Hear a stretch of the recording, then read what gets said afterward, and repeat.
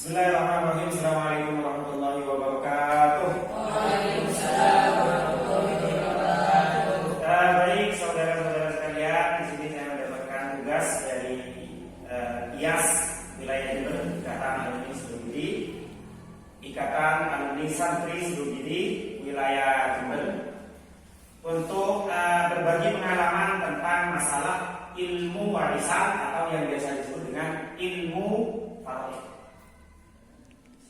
Jadi ilmu warisan itu, tapi sebelumnya kita buka dulu agar lebih barokah dengan membaca Al-Fatihah. Semoga ilmu faraid ini bisa kita amalkan dan kita bisa memasyarakatkan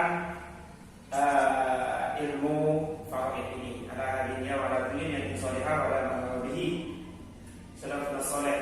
La hablil nabi Muhammad sallallahu alaihi wasallam.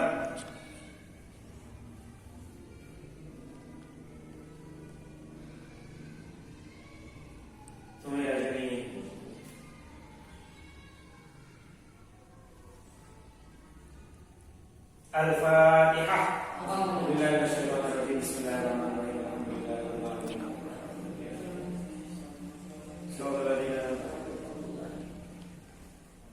Baik, ilmu faraid ini, jadi ini ilmu faraid ini, kalau ada orang yang mati, maka otomatis orang yang mati itu mempunyai harta yang akan diberikan kepada keluarganya. Lah, bagaimana cara untuk mengetahui siapa saja yang berhak menerima harta warisan ini? Dan masing-masing dari mereka itu akan diberikan berapa? Maka untuk mengetahuinya kita harus belajar sebuah ilmu yang disebut dengan nama ilmu faraid atau ilmu warisan.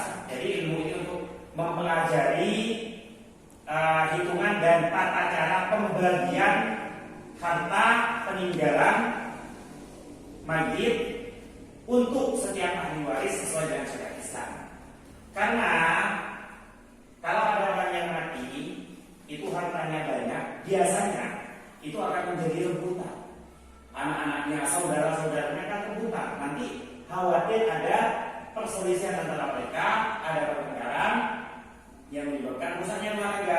Akhirnya agar tidak seperti itu, Islam melalui ilmu faraid ini mengajarkan kita siapa saja yang berhak menerima warisan, dan masing-masing dari yang menerima itu akan mendapatkan bagian berapa. Itu semuanya sudah diatur di dalam agama Islam, dan ilmu yang mengatur disebut dengan ilmu faraid. Satu hal yang harus diketahui dalam ilmu faraid, jadi gini, ilmu faraid itu ada rukun-rukunnya. Yang namanya orang mati, ada orang mati, dia mempunyai warisan, maka orang mati ini namanya adalah muwaris, orang yang mewariskan. Lah, orang yang mewariskan ini tentunya memiliki harta yang ingin dibagikan kepada orang yang masih ada. Harta yang dia tinggalkan itu disebut dengan istilah tirkah. Tirkah ini akan dibagikan kepada siapa? Nah, maka yang berhak menerima tirkah ini namanya adalah ahli waris. Nah, ini dalam ilmu dalam ilmu waris atau dalam ilmu faraid setidaknya ada 3 rukun. Karena ada orang yang mati, berarti dia disebut dengan waris. Ada harta yang dia tinggalkan disebut dengan nama tirkah, dan ada orang yang berhak menerima tirkah ini kemudian disebut dengan nama ahli waris. Ini harus kita paham betul-betul.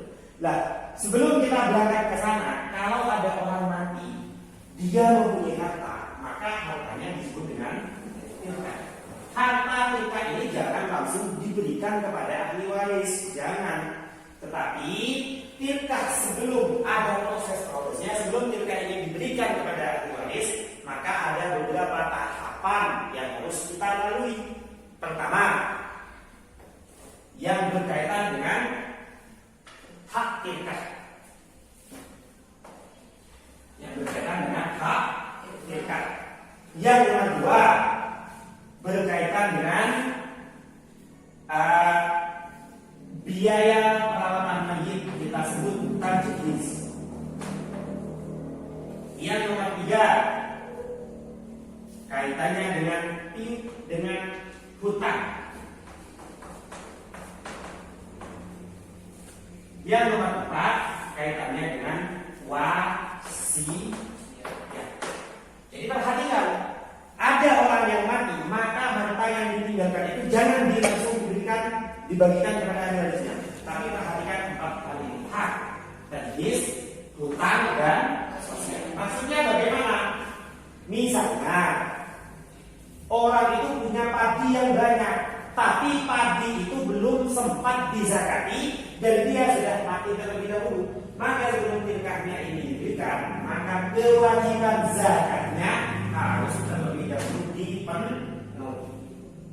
Dia orangnya banyak sawahnya, kemudian panen jagung, banyak panen jagungnya. Akhirnya orangnya kemudian mati, maka jangan terlebih dahulu dibagikan harta warisannya. Kenapa? Khawatir dari harta peninggalan ini ada hak yang harus dipenuhi terlebih dahulu, semisal pembayaran zakat itu. Setelah zakat, yang nomor 2 yang harus diperhatikan biaya tajhiz, biaya perawatan mayit. Merawat mayit itu kan butuh biaya. Misalnya harus beli kain kafan, harus beli seperti itu kapas. Diambilkan dari mana biaya perawatan mayit ini? Biaya perawatan mayit ini diambilkan dari harta peninggalan mayit sebelum dibagi-bagikan. Perhatikan dulu. Jadi diambil dulu. Oh, ini mau buat beli kafan, ini mau buat beli kapas. Misalnya, ini untuk menyewa kuburan. Kalau di sini kan kuburan itu wakaf. Tapi kalau di kota itu biasanya kuburan itu harus nyewa. Maka diambilkan dari mana sewanya itu? Sewanya itu diambilkan dari tilkah ini. Atau misalnya tidak ada orang yang mau untuk menggali kuburan karena hidupnya di kota. Kalau di desa gotong royong, ada orang mati, tetangganya gotong royong buat menggali kuburan. Kalau di kota itu mereka hidup sendiri-sendiri. Akhirnya mereka kalau ada orang mati harus nyewa orang yang mau buat gali kubur. Diambilkan dari mana uang untuk menyewa orang itu, membayar orang itu? Diambilkan dari tilkahnya. 3 yang harus diperhatikan adalah hutangnya, baik hutang kepada manusia ataupun hutang kepada Allah. Dia kaya tapi belum sempat haji, padahal dulu sempat mampu untuk haji, tapi dia tidak berangkat haji, maka itu namanya hutang kepada Allah. Tilkahnya ini dibuat untuk haji dulu, membayar hutangnya kepada Allah. Atau dia punya hutang kepada manusia, dia bayar hutangnya, punya hutang ke bank. Tilkahnya ini jangan dibagikan dulu, buat bayar hutang terlebih dahulu.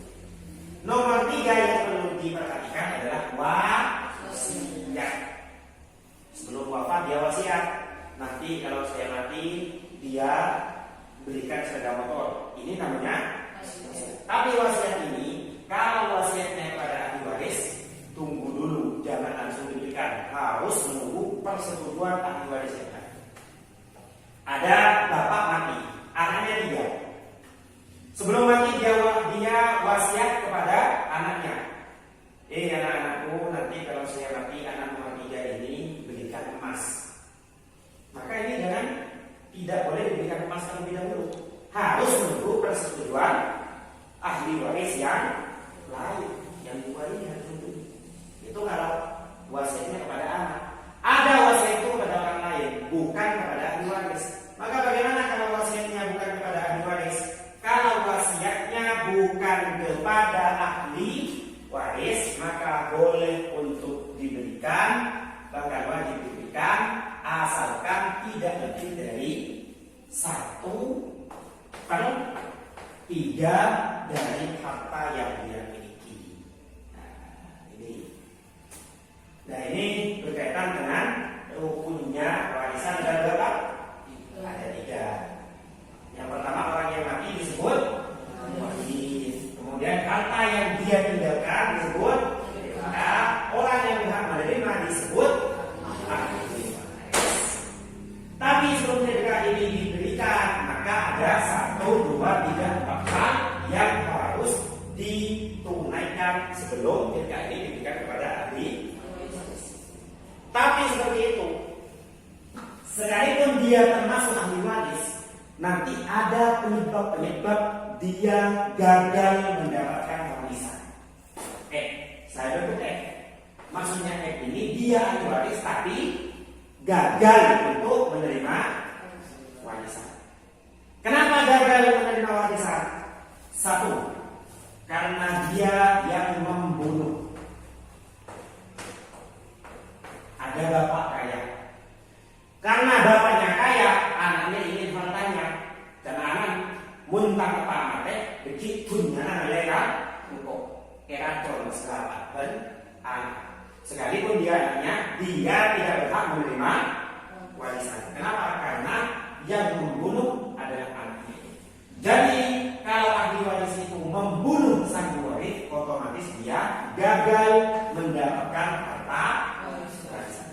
Nomor 2, dia gagal mendapatkan warisan. Kenapa? Karena dia adalah seorang budak. Dulu itu ada namanya budak dulu. Sekarang sudah tidak ada budak.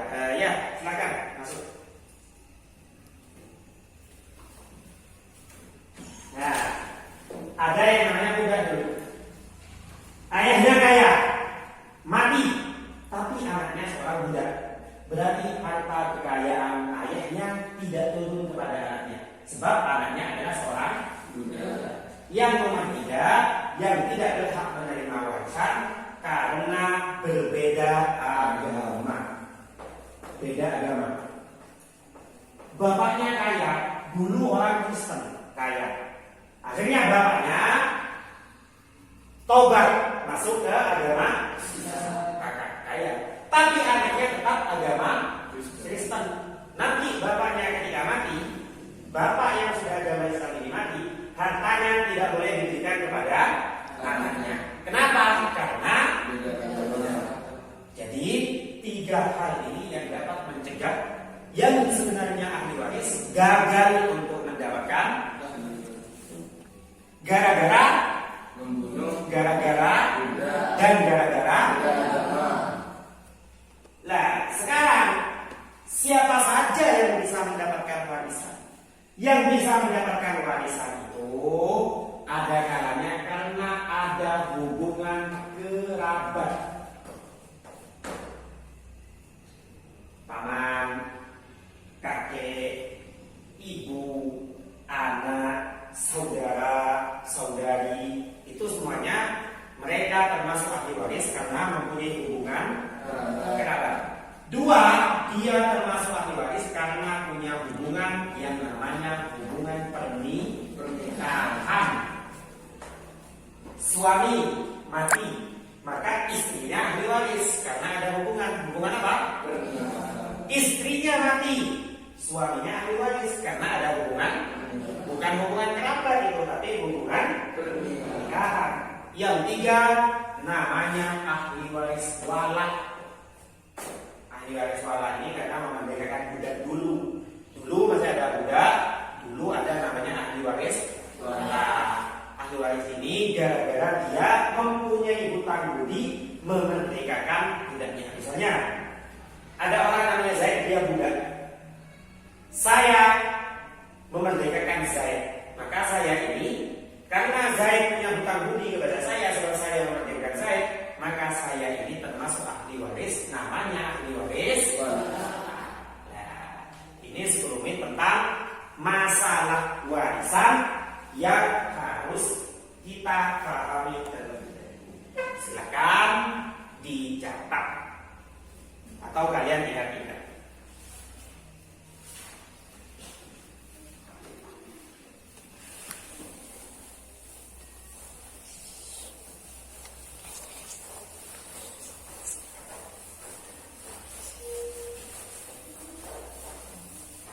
Baik, kita buka halaman selanjutnya. Ini ahli waris. Ahli waris itu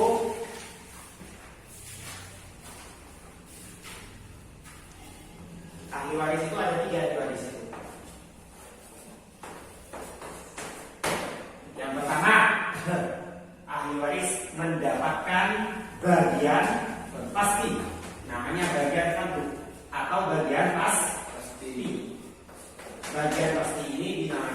bagian fardu.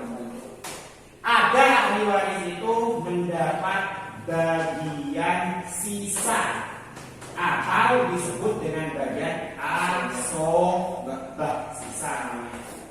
Ada ahli waris itu kadang mendapat bagian fardu, kadang juga mendapat bagian asobah. Jadi ahli waris itu dibagi menjadi tiga. Ada yang namanya ahli waris mendapat bagian fardu atau bagian suci. Ada ahli waris mendapatkan bagian sisa namanya asobah. Ada ahli waris kadang mendapatkan bagian fardu, kadang mendapatkan bagian asobah. Contohnya siapa? Contohnya kakek.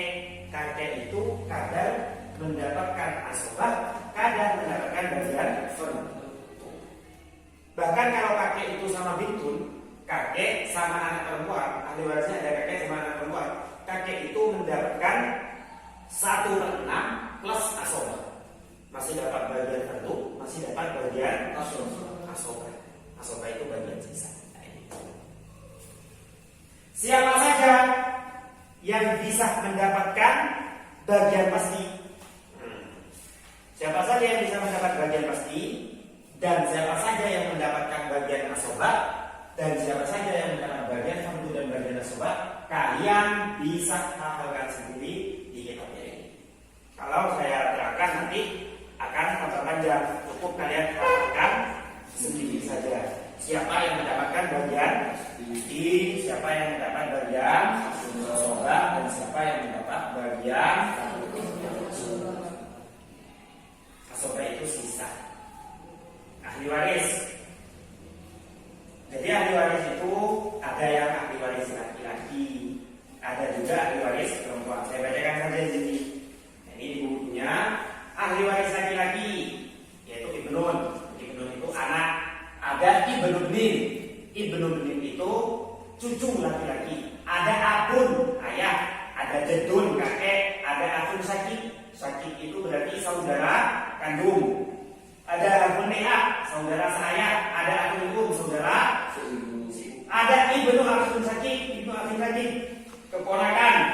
Ibnu akun itu keponakan laki-laki kandung. Ada ibnu akun ne'a, keponakan laki-laki seayah. Ada amun, amun itu paman, paman masyadi. Kalau katanya sini ada amun sakit berarti seayah seibu. Ada amun li'ab berarti paman dari jalur ayah saja. Ada juga sepupu. Sepupu itu bahasa Arabnya ibnu amin. Kalau sepupu laki-laki seayah seibu namanya ibnu amin syakik. Kalau seayah ibu itu ini kita. Kalau seayah ibu itu namanya syakik. Kalau laki-laki, kalau perempuan syakikoh. Ini. Kalau syakik berarti seayah seibu. Nanti ini disingkat ini. Kalau syakik disingkat koh. Kalau perempuan disingkat koh berarti koh. Kalau koh berarti syakik. Kalau koh berarti perempuan. Ini diapakan? Ada ahli waris itu dari jalur perempuan. Siapa ahli waris dari jalur perempuan? Anak perempuan. Bahasa Arabnya bintun. Cucu perempuan atau bintu benih. Ibu atau umun. Nenek dari ayah namanya jaddah bin ab. Nenek dari ibu jaddah bin Saudari seayah seibu ukhtun syakikoh. Saudari seayah ukhtun li'ab. Saudari seibu ukhtun li'um. Dan istri zaujah perempuan yang memerdekakan mutikoh. Nah ini kalian hafalkan sendiri, tidak perlu diterangkan. Jadi yang perlu kalian hafalkan lagi nanti, yang mendapatkan bagian pasti itu siapa saja, yang mendapatkan bagian asobah itu siapa saja, yang mendapatkan bagian fardu dan bagian asobah itu siapa saja. Terus ahli waris laki-laki itu siapa saja, ahli waris perempuan itu siapa saja. Itu kalian. Sampai di sini ada yang mau ditanyakan? Kita lanjut.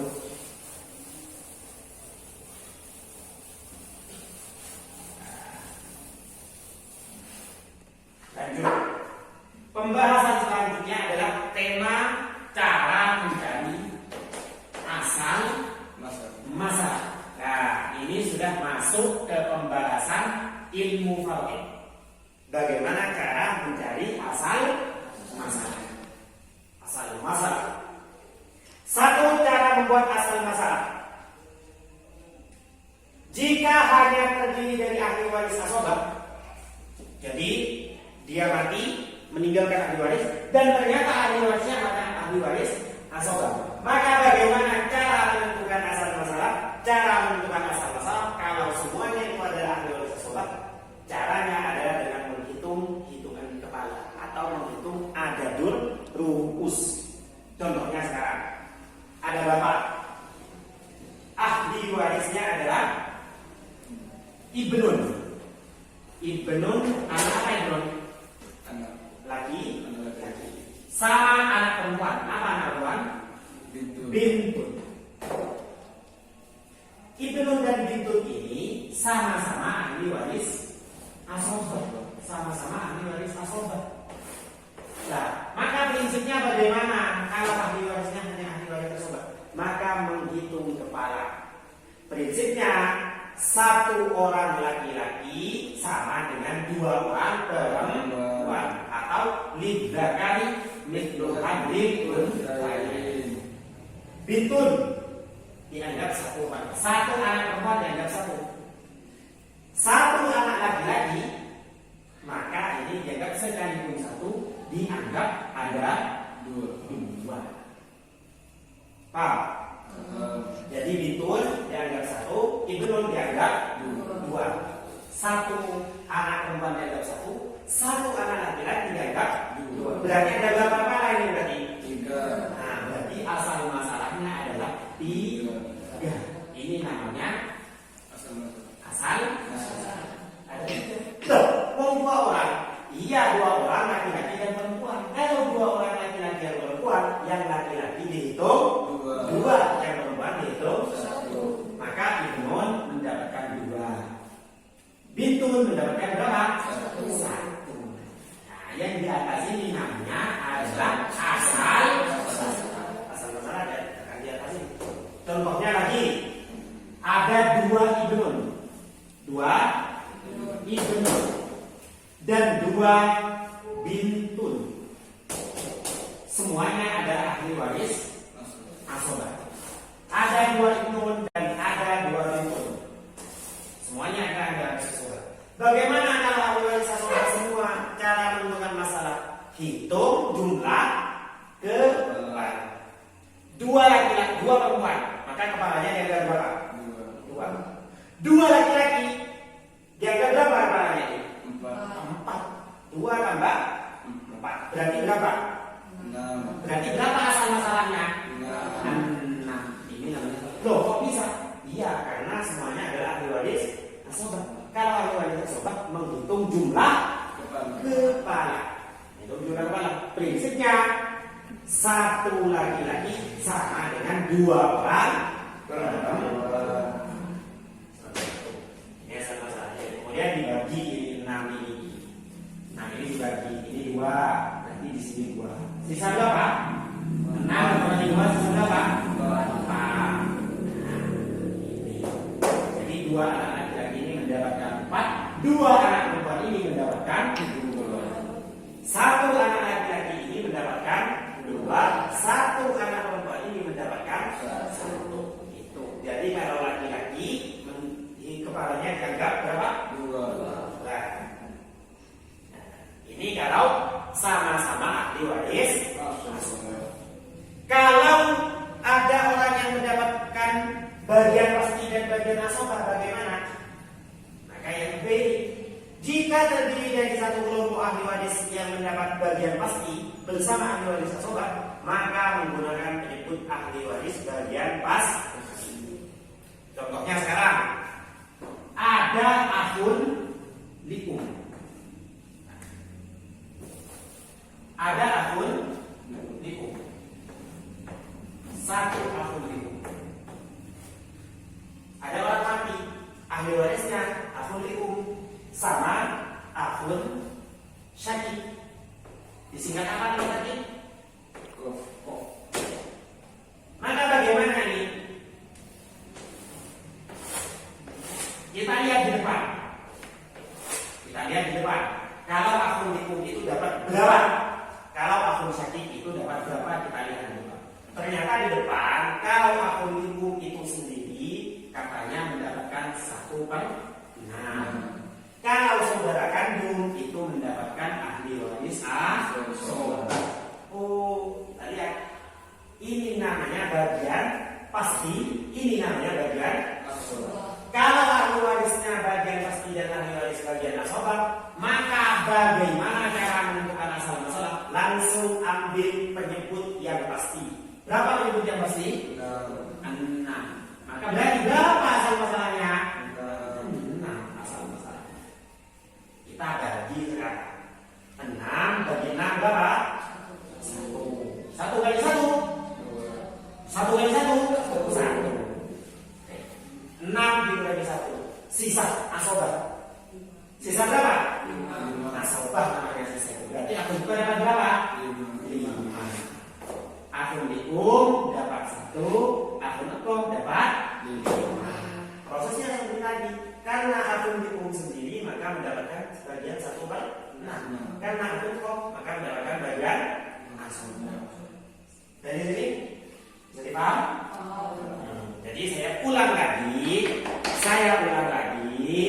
Di sini kalau ahli warisnya itu hanya bagian asoba saja, maka menghitung jumlah kepala. Kalau ahli warisnya itu yang mendapat bagian pasti dan bagian asoba, maka asal masalahnya langsung ambil yang mendapat bagian pasti. Bagian pasti atau bagian sisa disebut dengan bagian asoba.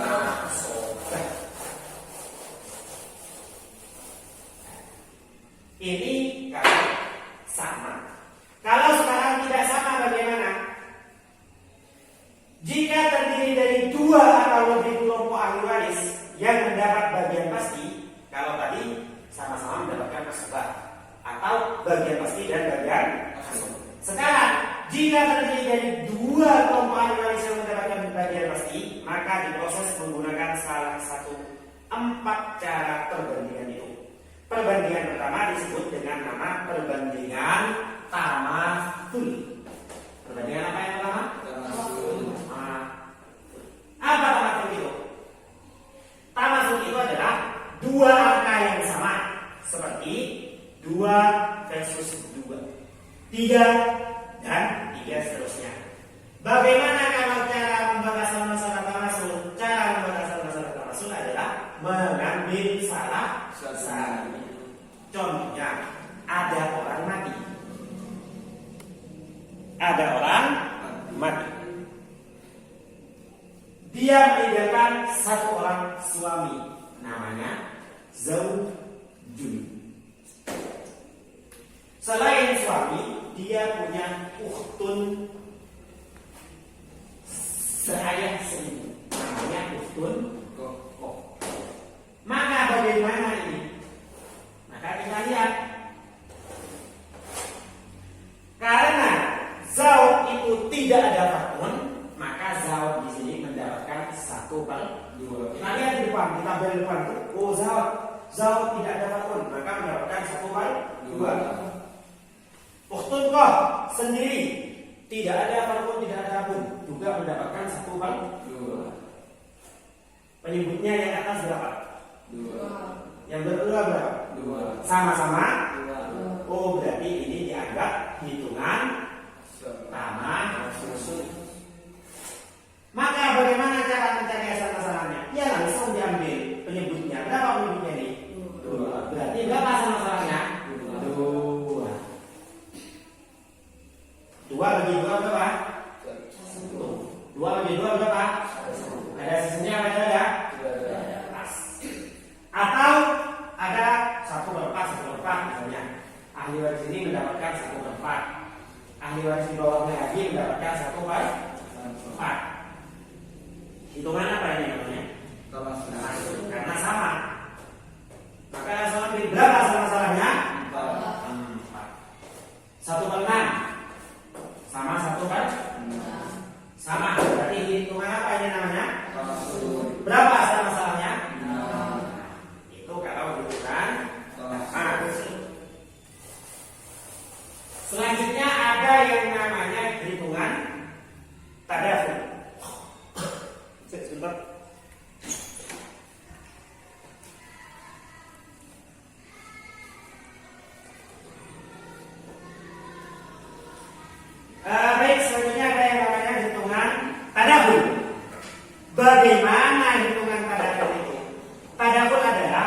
dua angka yang berbeda.